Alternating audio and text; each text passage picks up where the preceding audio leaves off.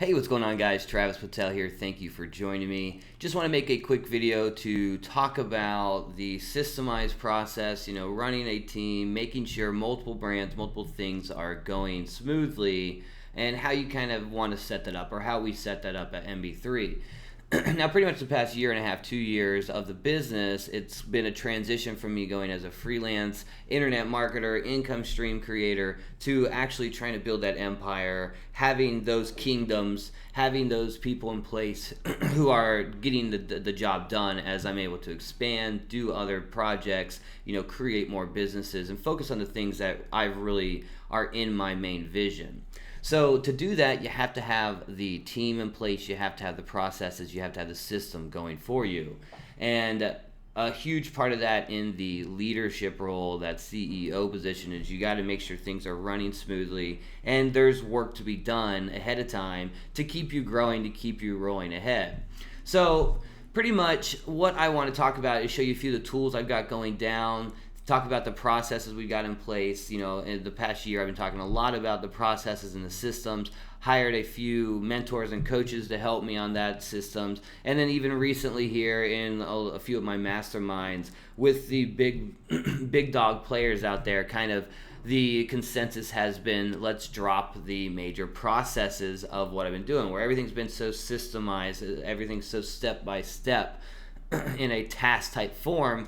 When we know what needs to go on in a daily, weekly, or a monthly basis, now it's time to allow a lot of the employees, especially the more quality employees, to kind of take that role and give them more freedom, allow them to not do such a step-by-step, just linear approach, but have an overall idea and a clear understanding of what the end goal is, and allow them to get there in their own time frame with deadlines and things like that.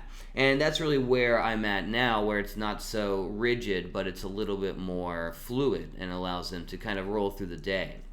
So, as you can see here, we have Asana. This is my dashboard, and kind of just showing you I have the three ones I'm really paying attention to, just kind of giving an overview of what's going on. Before I had it on the left here, you can see all our projects, and I set it up to where we had individual projects for every process within the business. So if we were scheduling shirts to the calendar, this was a process that I would create a duplicate of this process, assign it to the employee in charge, and they would go down the list and check each task as it went. And each task in here has descriptions of what needs to be done with video walkthroughs and everything like that. So that's great for showing employees exactly what needs to be done with the project and the task at hand. But once they get that under control, they understand the process, you might not need to create entire projects like this for every single task going on, especially when you start to reach out, branch, and things like that, different businesses, launch more products. This can get very hectic on creating just the projects. So on the left here, you can see all those individual products of all the steps we have going on with our e-commerce and the team. Now recently, like I said, kind of been dropping the idea of the completely systemized robotic approach and giving it a little bit more fluidity. So I've created, just on the newest projects, just overall brands. So for every brand we have going, we'll have a project, and then within this project, I'll have the things that are needed to be done that week. And this is kind of a week-to-week process. Coming in once a month, we have our Team Up calendar. This is our main MB3 Team Up calendar. Has all of our brands, on the left here, that we kind of plan the overall approach month to month. So this was the May, I guess it's the month we're in now, the May approach of 19th, and then Kingpinning, and then we have our other brands too I'm not going to share too much with. But with 19th, you can see this week the focus is the color changing mugs with Gear Bubble, just launched that. And then next week, Gear Bubble just actually released the customizable name mugs and things like that. So that's next week's focus. Then at the end, Friday, Monday there of the end of May, we'll come in and we'll plan out what's happening in June with all our brands. And then what we can do from there is we have individual calendars for each of these brands that lay that out a little bit more clearly. So this is 19th. We have each team going on, this is what's happening. If we have a giveaway event going on, we'll have the emails displayed. Right now, this one isn't really filled out too much since it is Memorial Day next week. Everyone's going out of town. this week. So we're kind of just hitting it heavy here at the end of the week and then the week after.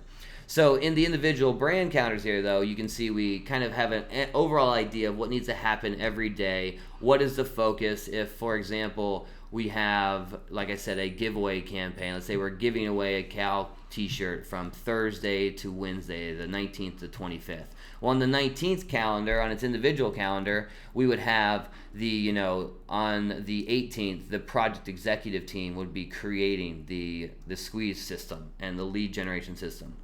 Then the 19th, we'd have social media posting about that giveaway system. We'd have the advertising, start the ads with that system. We'd have the emails from our previous prospect and buyer list coming in, and that's the day they'd post that. Maybe we'd have it on the 21st, we'd tell social media to mention it again or add something in there. So we really break it down into a day-by-day, week-by-week, and month-by-month process. And then from these calendars, you come in that once a month, have your overall idea, then you can come into the Asana breakdown and literally break down every step one by one, what needs to be done by due date. You can see we're a little behind myself there. Most of these just haven't been checked off, it seems. So this is Kingpinning. Let's look at 19th.